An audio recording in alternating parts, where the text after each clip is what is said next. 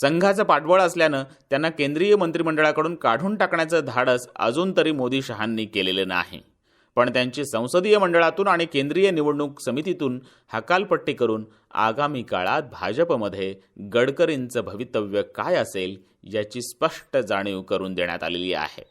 सत्तेचं सर्वार्थानं केंद्रीकरण हे गुजरातमधलं प्रारूप मोदी शहांनी केंद्रात राबवलेलं आहे. या प्रारूपाला शह देण्याची क्षमता असलेला पक्षांतर्गत स्पर्धक मोदी शहांनी बाजूला केला आहे. देशातल्या प्रसिद्धी माध्यमात शहा आणि मोदी यांच्या व्यतिरिक्त इतर कोणीही असता कामा नये असा जणू दंडकच त्याने ठरवला आहे. आपण पाहिलं असेल की मोदींनी नव्यानं साकारणाऱ्या राजभवनाला भेट देऊन तिथल्या कामाची पाहणी केली. तिथं त्यांच्या व्यतिरिक्त इतर कोणीच त्यांनी प्रसिद्धी केलेल्या फोटोत आढळत नाहीत. त्या भव्य सभागृहात केवळ मोदी एकटेच दिसतात. अयोध्येतल्या राममंदिराच्या भूमिपूजेला आले तेव्हाही केवळ मोदीच दिसले. ते जेव्हा बनारस काशीला आले, गंगेत डुबकी मारताना, पूजा करण्यासाठी मंदिरात प्रवेश करताना, पूजेनंतर प्रदक्षिणा घालताना फक्त आणि फक्त मोदीच झळकले. त्या फोटोंच्या फ्रेममध्ये इतर दुसरं कुणीही येणं हे कदाचित मोदींना सहन होत नसावं. मात्र आता मोदींचे दिवस फारसे चांगले दिसत नाहीत. आरोपांच्या फैरी झडतायत म्हणून त्यांचे विश्वसल्लागार चाणक्य अमित शहांनीही दूरचित्रवाणीच्या एका वाहिनीच्या मुलाखतीत मोदींना त्यांची हैसियत दाखवण्याची संधी साधली. अमित शहा कशा प्रकारे मोदींना त्यांचा आरसा दाखवतायत हे आपल्याला लक्षात येईल. त्यांनी इथपर्यंत सांगितलं की सीबीआयनं एका एन्काउंटर प्रकरणात मोदींचं नाव घेण्यासाठी त्यांच्यावर दबाव आणला होता. तुम्ही जर या प्रकरणात मोदींचं नाव घेतलं तर आम्ही तुम्हाला सोडून देऊ अशी लालूचही दाखवली होती. स्वतःला सोडून घेण्यासाठी आपल्याला ती संधी होती. माझ्यावर दबाव आणला होता, पण मी सीबीआयच्या दबावाखाली आलो नाही. त्यावेळी मोदींचं नाव घेतलं नाही. जर मी मोदींचं नाव घेतलं असतं तर मोदी हे त्यावेळी अडचणीत आले असते. कदाचित ते तुरुंगातही गेले असते. अमित शहांचं हे स्पष्टीकरण ही मोदींसाठी एक मोठी धक्कादायक गोष्ट आहे. कदाचित अमित शहा हे मोदींनाच याची जाणीव करून देत असतील की मी जर सीबीआयच्या दबावाखाली येऊन तेव्हा तुमचं नाव घेतलं असतं तर तुम्ही तुमचेही राहिले नसता. मग तुमचं काही खरं नव्हतं. तुम्ही आज जे काही आहात ते केवळ नि केवळ माझ्याच त्यागामुळं. अमित शहांचं म्हणणं हे मी वर म्हटल्याप्रमाणे जेव्हा एखाद्याचे दिवस फिरायला लागतात तेव्हा असं काहीसं घडतं. सर्वात विश्वासू कमांडरही तुम्हाला तुमची लायकी हैसियत दाखवायची संधी सोडत नाही. आजचा जमाना असा काही राहिलेला नाही की आपल्या वफादारीसाठी ते आपला प्राण कुर्बान करतील.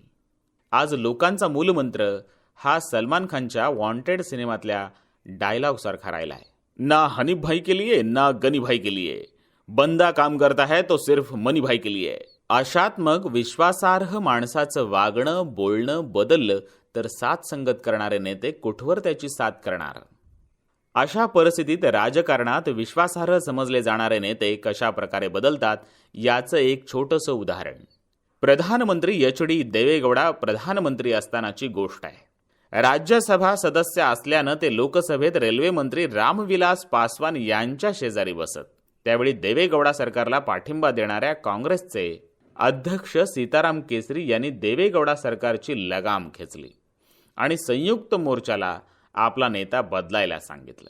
तेव्हा संयुक्त मोर्चानं मात्र नवा नेता निवडीला विरोध केला. देवेगौडांनी संयुक्त मोर्चातल्या आपल्या सहकाऱ्यांच्या बरोबरच्या सल्लामसलतीनंतर त्यांच्या भरोशावर सरकारवरच्या विश्वासदर्शक प्रस्तावाला सामोरे जायचं ठरवलं. त्यावेळी संयुक्त मोर्चातल्या देवेगौडांच्या सहकारी मंत्र्यांनी राणा भीमदेवी थाटाची भाषणं करत देवेगौडांच्या पाठीशी ठाम असल्याच्या शपथा घेतल्या. रामविलास पासवान यांनी तर काँग्रेसवर कडाडून हल्ला चढवला.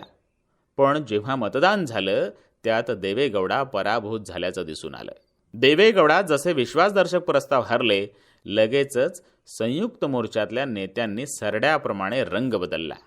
त्यांनी देवेगौडा यांच्याऐवजी इंद्रकुमार गुजराल यांना आपला नेता निवडला आणि काँग्रेसच्या पाठिंब्यावर इंद्रकुमार गुजराल पंतप्रधान बनले. याशिवाय 2009 मध्ये काँग्रेसचे मनमोहन सिंग विरुद्ध भाजपचे लालकृष्ण अडवाणी यांच्यात झालेल्या लढतीत अडवाणी यांचा वाईट पद्धतीनं पराभव झाला.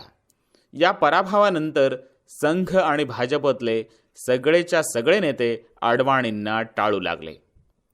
ज्यांनी भाजपला जमिनीवरून उंच आकाशात नेलं होतं, 2 खासदार असलेल्या भाजपला सत्तेपर्यंत नेलं, त्या अडवाणींची तुलना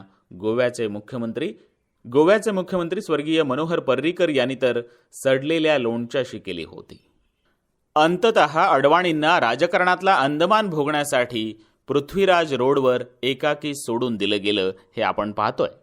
उगवत्या सूर्याप्रमाणे येणाऱ्या नेत्याचं स्वागत, मावळ त्याला ठोकर ही नीती भाजप नेत्यांनी अवलंबली आहे. मोदी पंतप्रधान झाल्यानंतर भाजपातले सगळे नेते मोदी चालिसा गायला लागलेत. जे लोक अडवाणींच्या नजरेत असावं म्हणून सतत त्यांच्या घरी पाणी भरत, ती सारी मंडळी आता अडवाणींना बघून रस्ता बदलू लागली आहे. अडवाणींच्या नजरेला पडलो तर त्यांना नमस्कार करावा लागेल, त्यामुळं कदाचित मोदी शहांचा रोष पत्करावा लागेल. इंदिरा गांधींकडून 1977 मध्ये जेव्हा सत्ता हिसकावून घेतली गेली होती, तेव्हा काँग्रेसी जनही इंदिरा गांधींना अशाच प्रकारे टाळू लागले होते. मात्र इंदिरा गांधी या एकट्याच संसदेत येत आणि माजी खासदारांच्या गॅलरीत बसून संसदेचं कामकाज पाहत आणि परतत असत.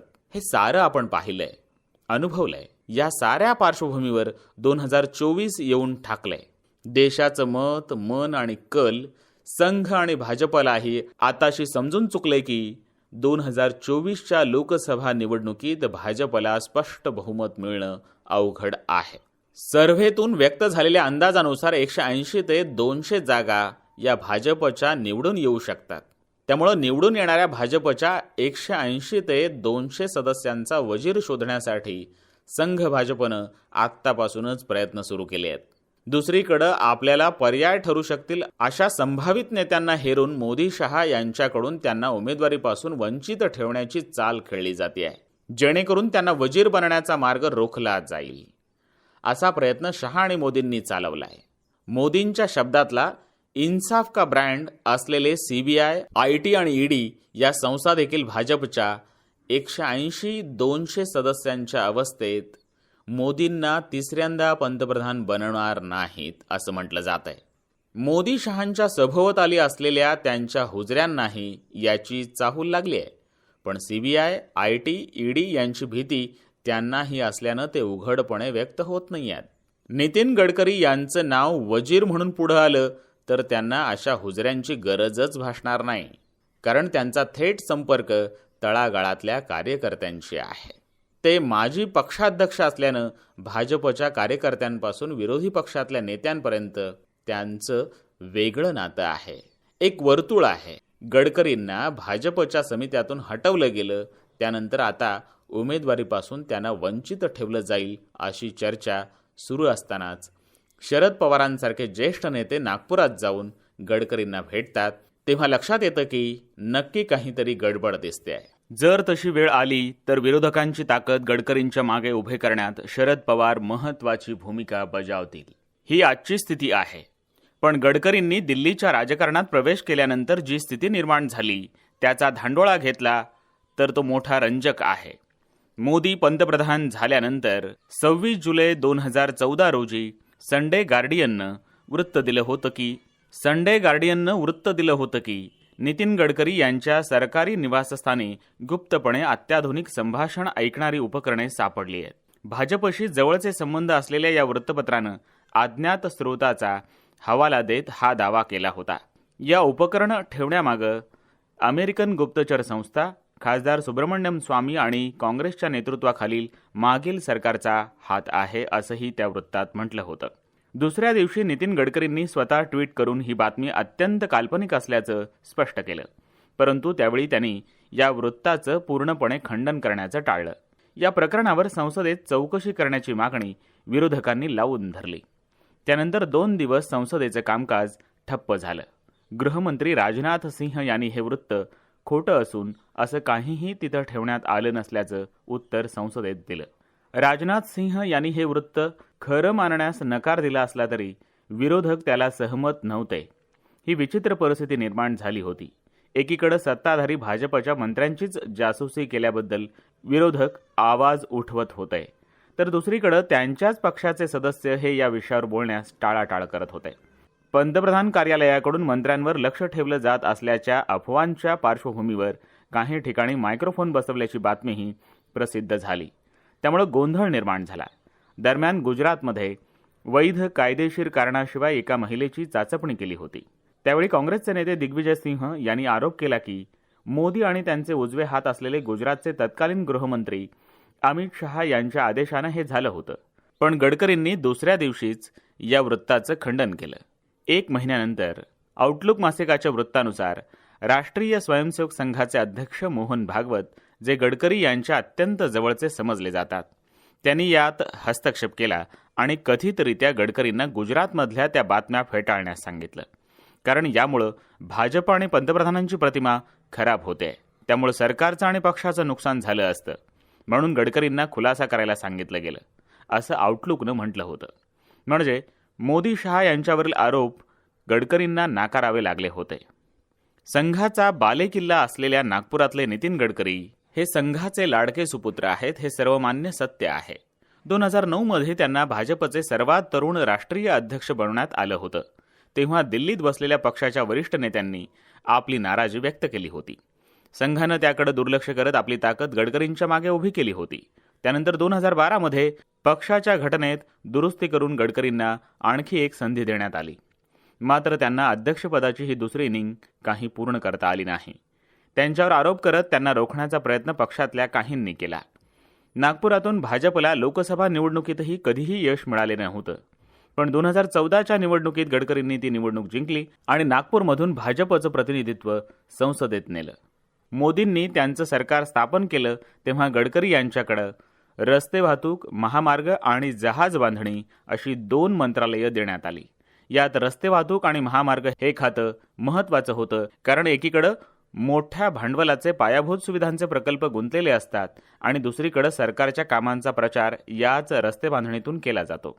गडकरींच्या कामाचा सपाटा पाहून मग 2017 मध्ये त्यांच्याकडे जलसंपदा, नदी विकास आणि गंगा पुनरुज्जीवन मंत्रालयाची जबाबदारी सोपवण्यात आली. पंतप्रधान मोदी जवळपास सर्व मंत्रालयावर आपलं जबरदस्त नियंत्रण ठेवतात. गडकरींनी मात्र त्यांचे अधिकार स्वतःकडेच ठेवलेत आणि दृश्य परिणाम दिसण्यासाठी त्यांनी वापर केलाय. त्यामुळे ते मोदी मंत्रिमंडळात अपवाद ठरतात. एक मंत्री म्हणून ते चांगलं काम करतायत आणि त्यांच्या कामाची दखल घेतली जाते.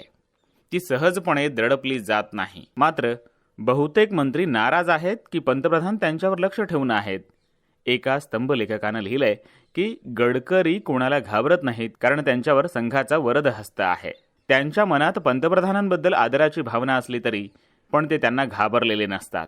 विशेषतः नागपुरात सांगितलं जातं की संघाला काही कारणास्तव मोदींच्या जागी पंतप्रधानपदाची गरज भासली तर ते त्यांच्या जागी गडकरींची निवड करतील.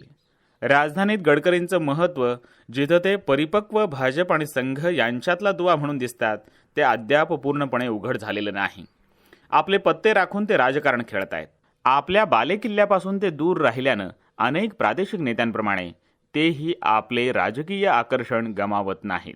दिल्लीच्या माध्यमांचं लक्ष वेधून घेण्याइतका करिश्मा त्यांच्याकडे नक्कीच आहे. संघाशी जवळीक असलेल्या मोठ्या उद्योगपतींपासून ते निवृत्त नोकरशहा, पत्रकार, ज्यांनी संघावर लेखन केलंय किंवा त्यांच्याशी संबंधित असलेल्या संघ आणि भाजपमधल्या नेत्यांनी सांगितलंय की जर कधी काही कारणास्तव मोदींना पंतप्रधान म्हणून बदलण्याची गरज पडली तर ते त्यांच्या जागी गडकरींना पसंती दर्शवतील. संघाच्या दृष्टीने नागपूरचा हा चहेता लाडका नेता इतर अनेक निकषांवर टिकून आहे. एक तर ते संघाच्या इच्छित जातीचे म्हणजे ब्राह्मण आहेत आणि त्यांच्या संघावरच्या निष्ठेबद्दल कोणतीच शंका नाही.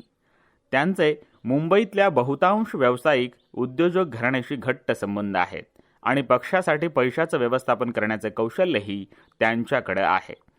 शिवाय पक्षाबाहेरील इतर नेत्यांशी त्यांचे चांगले संबंध आहेत.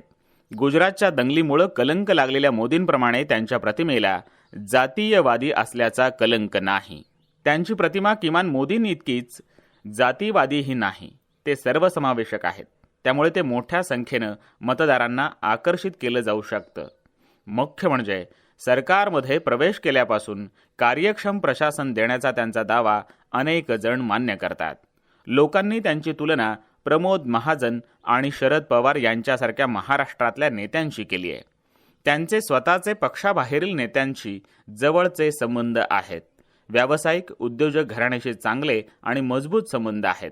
पक्षाकडे नेहमी वैध मार्गाने निधी उभारण्याची क्षमता आहे म्हणूनही गडकरी ओळखले जातात. आपल्याला कोणी पर्याय होतो आहे किंवा आपली हकालपट्टी करण्यासाठी कुणीतरी आपलं दार ठोठावलेलं आहे हे मोदींना आवडत नाही. त्यामुळे सध्याच्या सरकारमध्ये एक प्रकारची भूमिगत स्पर्धा सुरू आहे. ही संघ आणि मोदी यांच्यातली स्पर्धा आहे. मोदींची लोकप्रियता आणि वाढत्या शक्तीचा सामना करत संघाकडे आता दुसरा पर्याय नाही. पण सध्या सरकारमध्येही मोदी गट आणि संघाचा दुसरा गट असे 2 गट आहेत. त्यांच्यात गटबाजी तीव्र आहे आणि नितीन गडकरी हे संघाचा दुसरा गट जिवंत ठेवत आहेत, अगदी गुपचूपपणे. नितीन गडकरी यांचा जन्म 1957 मध्ये झाला आहे. भानुमती आणि जयराम गडकरी अशी त्यांच्या आईवडिलांची नावं आहेत. गडकरी हे एका सामान्य देशस्थ ब्राह्मण कुटुंबातले आहेत. त्यांच्याकडे नागपूरजवळील धापेवाडा गावात काही शेतीयोग्य जमीन होती. संघाच्या मुख्य कार्यालयाजवळच असलेल्या जुन्या नागपुरातल्या महाल नावाच्या परिसरात ते राहत होते. गडकरींनी आपल्या भाषणात आणि मुलाखतीत अनेकदा आपल्या आईचा उल्लेख केलाय. गडकरी कुटुंब संघाच्या रंगात रंगलेलं होतं आणि अशा संघीय वातावरणात त्यांचा जन्म आणि संगोपन झालंय. गडकरी हे ना शाळेत हुशार विद्यार्थी होते ना महाविद्यालयात. ते लहान वयातच राजकीयदृष्ट्या सक्रिय झाले आणि संघाची विद्यार्थी शाखा असलेल्या अखिल भारतीय विद्यार्थी परिषदेमध्ये सामील झाले. नागपूरच्या GS college of commerce and इकॉनॉमिक्समधून बॅचलरची पदवी घेतल्यानंतर त्यांनी नागपूर विद्यापीठाच्या लॉ कॉलेजमध्ये प्रवेश घेतला. गडकरींनी राजकारणात त्यांची सक्रियता सुरू ठेवावी अशी अभाविपची इच्छा असल्यामुळे त्यांनी राजकारणात प्रवेश केला. ज्या ठिकाणी संघानं उघडपणे राजकीय कार्य टाळलं तिथं 70च्या दशकाच्या सुरुवातीला मधुकर दत्तात्रय देवरस यांच्या नेतृत्वाखाली इंदिरा गांधींच्या विरोधातल्या जयप्रकाश नारायण यांच्या चळवळीत त्यांनी स्वतःला पूर्णपणे झोकून दिलं. यावेळी गडकरी परिपक्व होत होते. संघ आणि त्यांचा राजकीय प्रवास जवळपास एकाच वेळी सुरू होतो. भाजपच्या इतर नेत्यांप्रमाणेच गडकरीही आणीबाणीच्या काळात त्यांच्या सहभागाचे किस्से प्रेमानं रंगवून सांगतात. 1977 मध्ये आणीबाणी हटल्यानंतर पुन्हा विद्यार्थी संघटनांच्या निवडणुका झाल्या, ज्यात गडकरींनी अध्यक्षपदासाठी निवडणूक लढवली. मात्र अवघ्या 6 मतांनी ते पराभूत झाले. 1980 मध्ये जनता पक्षातून बाहेर पडल्यानंतर मूळच्या जनसंघाच्या मंडळींनी भारतीय जनता पक्ष स्थापन केला. भाजपच्या स्थापनेनंतर गडकरी हे भारतीय जनता युवा मोर्चामध्ये सामील झाले आणि नागपूर शाखेचे ते अध्यक्ष बनले. त्यानंतर त्यांची मुख्य प्रवाहात भाजपच्या नागपूर शाखेच्या सचिवपदी नियुक्ती झाली. त्यावेळी गडकरी हे त्यांच्या मित्रांसोबत साधे फर्निचरचे दुकान चालवत असत. 1984 मध्ये त्यांचं लग्न झालं. तो काळ काँग्रेसच्या राजवटीचा होता आणि भाजपकडे फक्त भटजी आणि शेटजीचा पक्ष म्हणून पाहिलं जात होतं. 1985 मध्ये गडकरींनी महाराष्ट्र विधानसभेसाठी नागपूर पश्चिममधून निवडणूक लढवली, जो मतदारसंघ भाजपसाठी अत्यंत कठीण मानला जात होता. त्या मतदारसंघात दलित आणि इतर मागास जातींचं वर्चस्व होतं आणि अपेक्षेप्रमाणे त्यांचा तिथं पराभव झाला. त्यानंतर त्यांनी पुन्हा कधीच विधानसभा निवडणूक लढवली नाही. सुरुवातीच्या काळात गडकरींची राजकीय दीक्षा भारतीय जनसंघाचे नेते गंगाधरराव फडणवीस, महाराष्ट्राचे विद्यमान उपमुख्यमंत्री देवेंद्र फडणवीस यांचे वडील यांच्या नेतृत्वाखाली झाली. विधान परिषदेचे सदस्य असताना 1987 मध्ये गंगाधरराव फडणवीस यांचं कर्करोगानं निधन झालं. त्या रिक्त जागेसाठी नागपूर विभागातल्या पदवीधर मतदारसंघाचे प्रतिनिधी म्हणून गडकरी यांना उमेदवारी देण्याचा निर्णय पक्षानं घेतला. 1989 मध्ये वयाच्या 31व्या वर्षी त्यांनी ही जागा जिंकली आणि विधान परिषदेचे सर्वात तरुण सदस्य बनले. तेव्हापासून त्यांनी सुरक्षितपणे खेळणं योग्य मानलं आणि 2014 पर्यंत 4 वेळा निवडून आल्यानंतर एकाच जागेवर अडकले. मराठी मतदार ब्राह्मण नेत्याच्या विरोधात होता हे त्या काळातलं पारंपरिक राजकीय शहाणपण होतं. मराठा साम्राज्यात ब्राह्मण पेशव्यांची सत्ता असल्यापासूनची ही विचारसरणी होती. भाजप हा ब्राह्मणांचा पक्ष आहे या समजाला आव्हान देण्यासाठी त्यावेळच्या पक्षाची राज्य शाखा चालवणारे प्रमोद महाजन यांनी त्यांचे मेहुणे गोपीनाथ मुंडे या ओबीसी नेत्याला पाठिंबा द्यायला सुरुवात केली. त्यामुळे गडकरी दुखावले असले तरी लवकरच त्यांची राज्याच्या सरचिटणीसपदी नियुक्ती करण्यात आली.